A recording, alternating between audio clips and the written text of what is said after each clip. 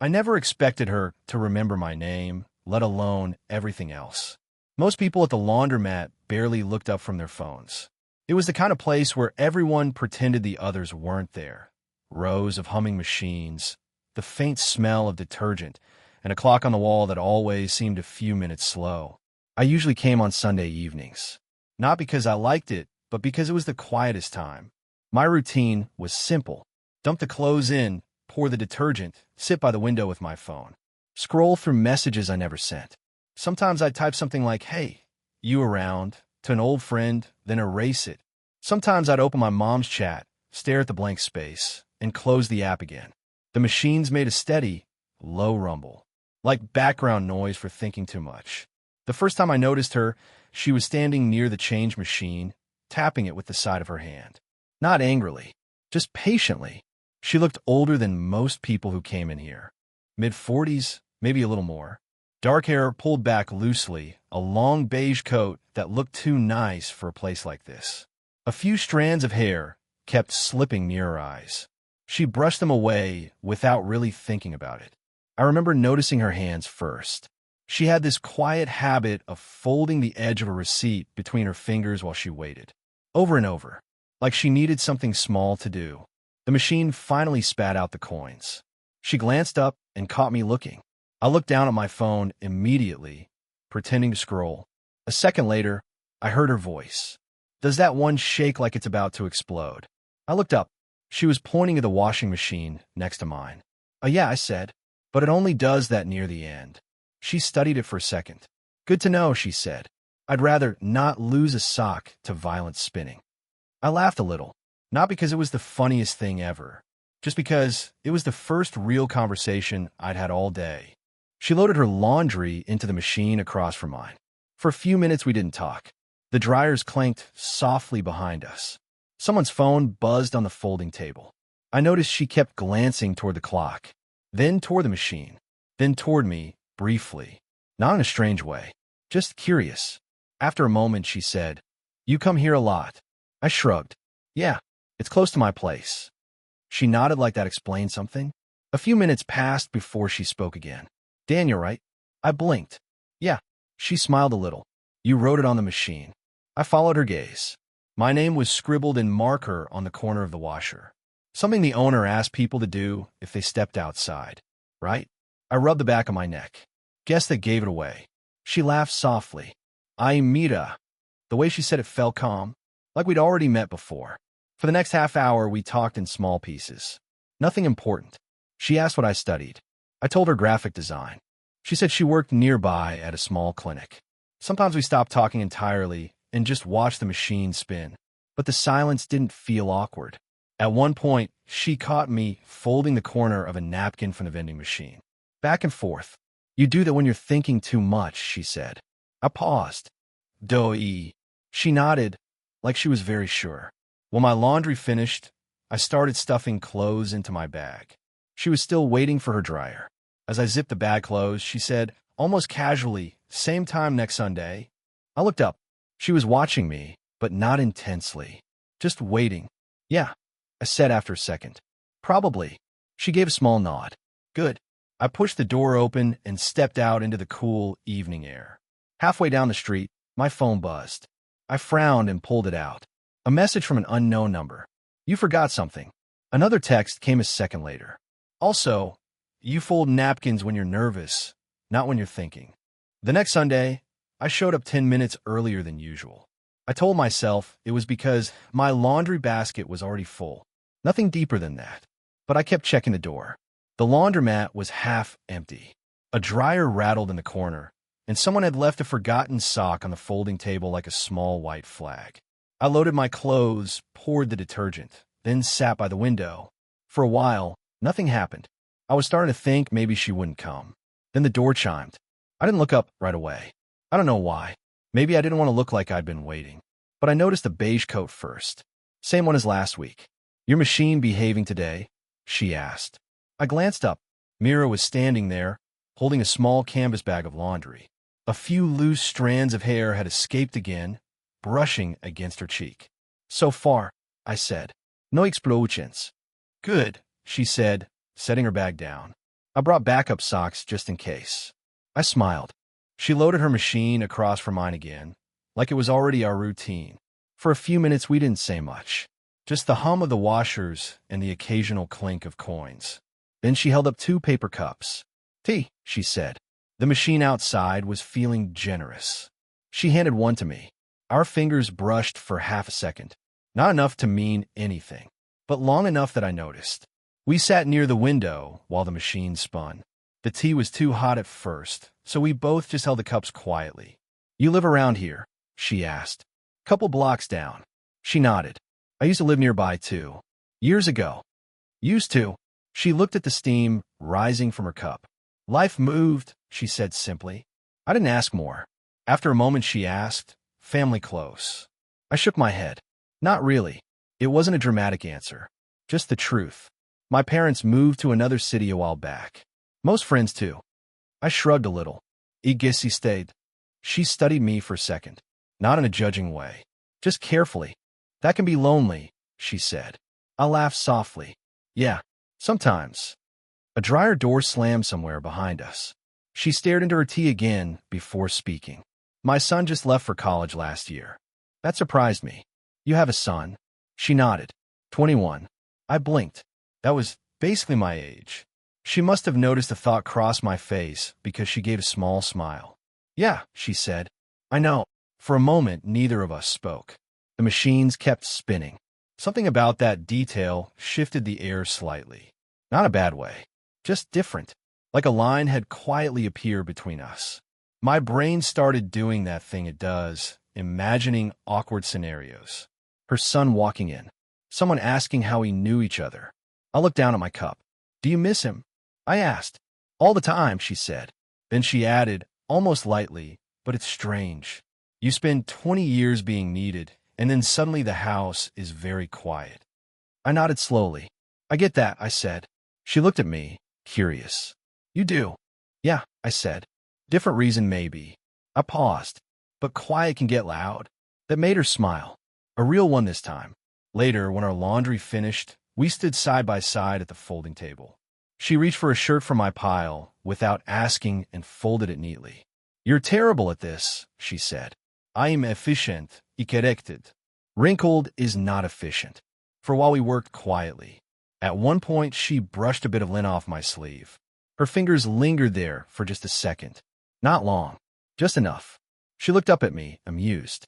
"You know," she said softly, "if my son saw me hanging out with someone your age, he'd probably stage an intervention." I laughed. "Good thing he's not here." "Good thing," she said. But the way she said it wasn't really joking. I don't know why that moment stayed with me. Maybe because it felt like someone finally saw me. The third Sunday, I almost didn't go. Not because I didn't want to. That was the problem. All week I caught myself thinking about small things. The way Mira folded shirts faster than me. The way she noticed things, little habits I didn't even realize I had. It felt too easy, and easy things sometimes mean trouble. Still, Sunday evening came, and somehow I found myself walking toward the laundromat again. The door chimed when I pushed it open. She was already there. But this time, she wasn't alone. A woman about her age stood beside her near the dryers. Short hair, sharp eyes, the kind of person who scanned a room in seconds. They were talking quietly. Mira looked up first. For a moment, something crossed her face. Surprise, maybe. Then she smiled. "Daniel," she said. The other woman turned to look at me. "Friend of yours?" she asked. Mira hesitated. "Sort of," she said. "Sort of." I nodded awkwardly and moved to the machines. The other woman watched me for a second longer than necessary before leaning closer to Mira and whispering something. Mira shook her head slightly. They both glanced at me again. I tried to focus on pouring detergent without spilling it. The washers started humming. A few minutes later, the other woman grabbed her coat. As she passed me, she gave a polite smile that didn't quite reach her eyes. Then she looked at Mira. "I'll call you," she said. The door chimed behind her. For a moment, the laundromat felt strangely quiet. Mira walked over, folding her arms lightly. "Sorry," she said. "That was my friend, Layla." "It's fine," I said. She nodded, but something about her posture felt tighter than usual. We sat near the window again, but this time the silence stayed longer. I caught her glancing toward the door once or twice. You okay? I asked. She smiled quickly. Yeah. A pause. She just worries about me sometimes. Why? Mira shrugged, staring at her tea. Because she thinks I make strange decisions. I didn't know what to say to that. The washer spun. The clock ticked louder than I remembered. After a while, she looked at me again. You're what, 24? 23. She exhaled softly through her nose. Right. There was no judgment in it. But there was, wait. You ever think about how weird this is? She asked. I leaned back slightly. Talking. She almost laughed. No, not talking. Her fingers tapped lightly against the paper cup. Just this. I followed her gaze. Two people sitting side by side in a laundromat. Close enough that our elbows almost touched. I try not to overthink things, I said. That's a useful skill, but I'm not very good at it. That made her smile again, briefly. Our machines finished around the same time. At the folding table we worked quietly, like before. But tonight there was something heavier in the air. At one point we both reached for the same shirt. Our hands touched. Neither of us pulled away right away. Her eyes lifted to mine. There was something there. Not confusion exactly. More like a question neither of us had asked yet. She opened her mouth slightly, like she might say something. Instead, she looked down at the shirt between us. Daniel, she started, then stopped. I could see the hesitation in her shoulders. The way she shifted her weight like she was about to step back. But she didn't. For a moment, we were standing too close. Her face tilted slightly toward mine, close enough that I could feel her breath when she exhaled. And for half a second, it felt like we might cross that line. Then the dryer behind us buzzed loudly. Mira stepped back. Just one step, but it felt bigger than that. She grabbed her coat quickly. I should go, she said. Her voice was calm. Too calm. At the door, she paused and looked back at me, like she almost wanted to say something else. But she didn't. The door chimed again. And just like that, she was gone. The next Sunday, I didn't go.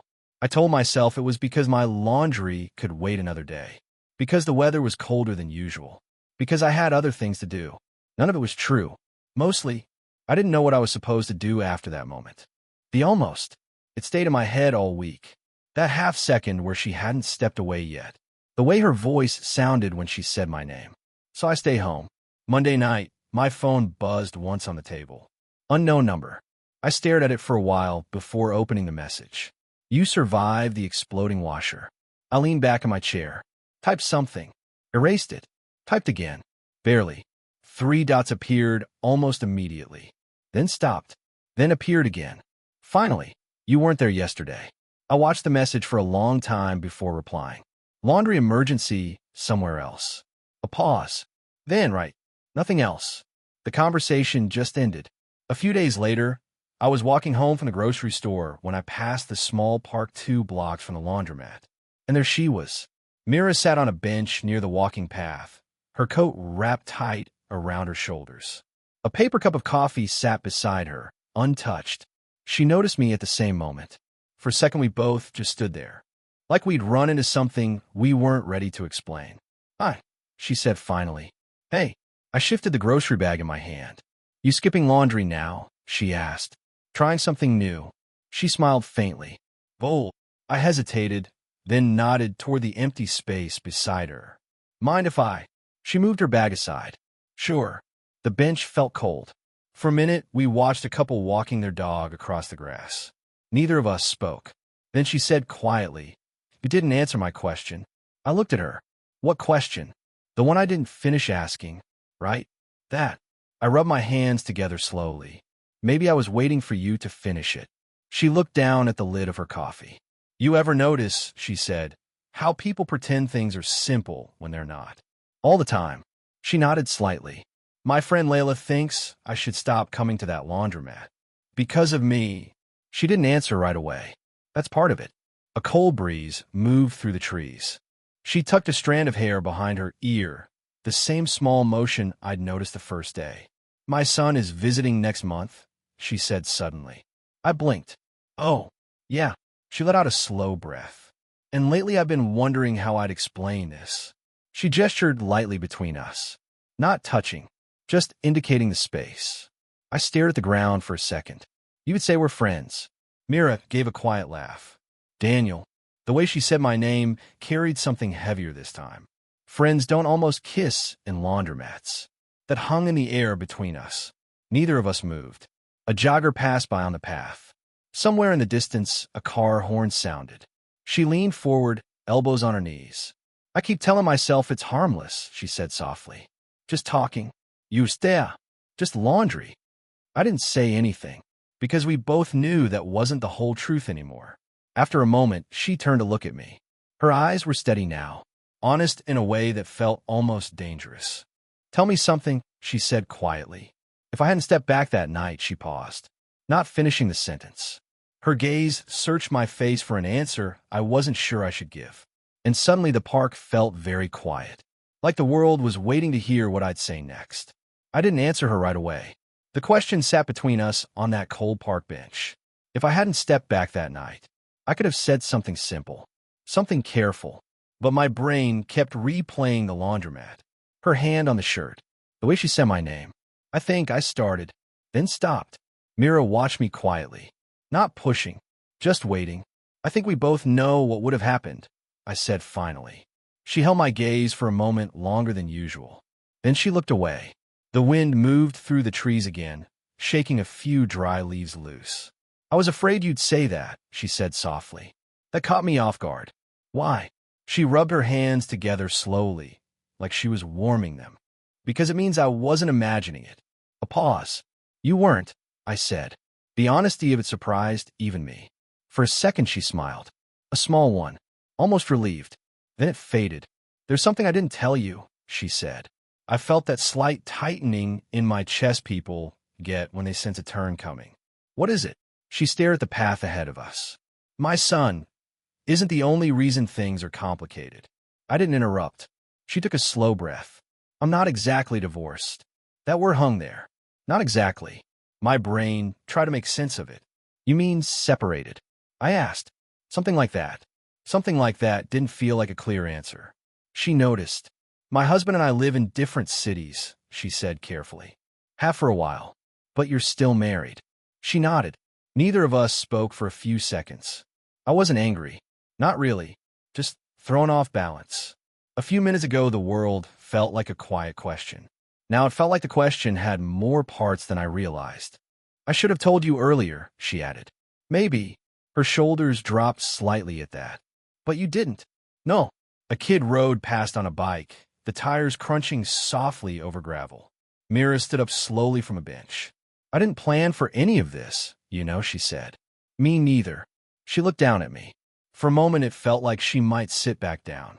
Instead she stepped back. I should go. I nodded. Yeah. Neither of us moved for another second. Then she gave a small, almost apologetic smile. Take care of those dangerous washing machines. I will. She walked toward the park exit, coat pulled tight around her. Halfway down the path, she stopped, turned slightly. She might come back, but she didn't. She kept walking. That night, I sat at my kitchen table staring at my phone. Her contact was still saved under the unknown number. I typed a message. You could have told me. Deleted it. Typed again. Does he know about me? Deleted that too. After a while, I just wrote, Are you okay? My thumb hovered over the send button. A long time. Then the screen dimmed. The message stayed there. Unsent. I didn't feel heartbroken. I felt paused. Like life forgot to finish the sentence. 3 days passed before I saw her again. Not at the laundromat. Not in the park. Just unexpectedly. I had stopped by the small grocery store on the corner near my building. The kind with narrow aisles and a bell that rang every time the door opened. I was standing near the fridge section, staring at 2 identical brands of milk like it was a life decision. Then I heard her voice. Daniel. Quiet. Careful. I turned. Mira stood at the end of the aisle, holding a small basket with a loaf of bread and a carton of eggs. Her hair was tied back this time, but a few strands had slipped loose again. For a second, neither of us moved. Then I said, Hey. It felt strange saying such a normal word. She stepped a little closer. You disappeared, she said. I gave a small shrug. So did you. Fair. She looked down at the floor tiles. I thought you might message me. I almost did. Almost. Yeah. That made her nod slowly. Me too. A refrigerator motor hummed behind us. Somewhere near the front counter, the cashier laughed at something on the radio. Ordinary sounds, but everything between us felt suspended. "Did you mean what you said?" she asked. I frowned slightly. "About what would have happened that night?" I rubbed the back of my neck. "Yeah," I said. "I meant it." She exhaled softly. "I was afraid of that answer," she admitted. "Why?" "Because it means I'm not imagining this." There was again. This. Whatever this was. A moment passed before I spoke. "You said you're still married." "I did. But you don't live together." "No. And you're not happy." She looked up at me sharply. "I didn't say that." "You didn't have to." She held my gaze for a long second. Then she laughed quietly under her breath. "You're very observant for someone who folds napkins when he's nervous." "I still say it's when I'm thinking." She smiled faintly, but it faded quickly. "Daniel, this is the part where a sensible person walks away." "Are you a sensible person?" "Usually." I leaned lightly against the fridge door. "But not right now." She looked down at the basket in her hands. "I keep asking myself what I'm doing," she said. "I'm asking the same thing." Another silence. Not uncomfortable, just heavy with things neither of us had said yet. Finally, she looked back up. "Tell me honestly," she said. "What? If I told you this was a bad idea, would you stop coming to the laundromat?" The question landed quietly between us. I thought about it for a moment. I shook my head. "No." She studied my face like she was searching for hesitation. "I didn't think so," she said softly. "And you?" I asked. "What about me? If you really wanted this to stop, you wouldn't have said hello just now." That made her pause. Her fingers tightened slightly around the basket handle. After a moment, she stepped a little closer. Not much, just enough that I could see the tiny crease near her eyes when she was thinking. "You're making this difficult," she said. I think it was already difficult. For a second, we just stood there. Then she reached out, not dramatically, just her hand lightly touching my sleeve. A simple, steady contact, like she was confirming something real. She met my eyes again. Neither of us smiled this time, but something quiet settled between us. "Okay," she said softly. A few weeks passed after that night in the grocery store. Nothing dramatic happened. No big declarations. No sudden changes. Just small adjustments. Sunday evenings slowly became something else. Sometimes we still ended up at the laundromat. Not every week, but often enough that the owner started recognizing us. The same hum of the machines, the same rattling dryer that Mira still refused to use. Other days we met at the little park bench instead. The same one where the conversation had almost ended before it began. The weather warmed slightly as spring crept in. The trees started showing thin green leaves, and the bench didn't feel quite as cold anymore. Our conversations stayed the same in a strange way. Ordinary. Work. Groceries. The neighbor who played music too loud. The coffee shop that burned their espresso every morning. But the pauses between those conversations felt different now. Comfortable. One evening, Mira showed up carrying 2 paper cups. "Tea," she said, handing one to me. "Still too hot?" I asked. "Always." We sat on the bench, watching a dog chase a tennis ball across the grass. After a moment, she said quietly, "I told him." I looked at her. "My husband," she clarified, and she shrugged gently. It wasn't a dramatic conversation. It probably should have been. "What did you say?" That things had already been over for a long time. She stared at the steam rising from her cup. We were just the last people to admit it. I nodded slowly. "And now?" She gave that small, thoughtful smile I'd started recognizing. "Now I'm figuring out what my life looks like again." There was no triumph in her voice, just honesty. A few days later, we were back at the laundromat. Same routine. She folded shirts faster than me. I tried to defend my efficient method. "You're still terrible at this," she said. "I'm improving." Marginally. I noticed her doing something familiar, folding the corner of a receipt between her fingers. Back and forth. "You do that when you're thinking too much," I said. She looked down at her hands, surprised. Then she laughed quietly. "Guess you noticed things too." By the time summer started creeping in, the routines had blended together. Sunday laundry. Occasional walks through the park. Tea when the vending machine behaved. Black coffee when it didn't. Nothing about it felt rushed or secret, just steady. One morning we met earlier than usual. The sun was barely up, and the small cafe near the park had just opened. The digital clock above the counter blinked 8:47 a.m. Mira noticed it at the same time I did. "Funny," she said. "What?" "First time we ever talked, the laundromat clock said 8:47 too. I thought that clock was always wrong." "Maybe," she said. We sat by the window. She wrapped both hands around her coffee while I stirred my tea. Outside, people passed by without noticing us, which felt right. After a while, she leaned back in her chair and studied me quietly. Not intensely, just warmly. "You know," she said, "this wasn't how I expected things to turn out." "Me neither, but I'm glad they did." I nodded. There wasn't really anything else to add. Some things didn't need explaining. We finished our drinks slowly. No ruse, just a quiet feeling of being somewhere we both meant to stay. And sometimes, when we sit on that park bench or wait for the washing machine to finish spinning, Mira still folds the corner of a napkin between her fingers. And I still pretend not to notice. Because some small things are better left exactly the way they are.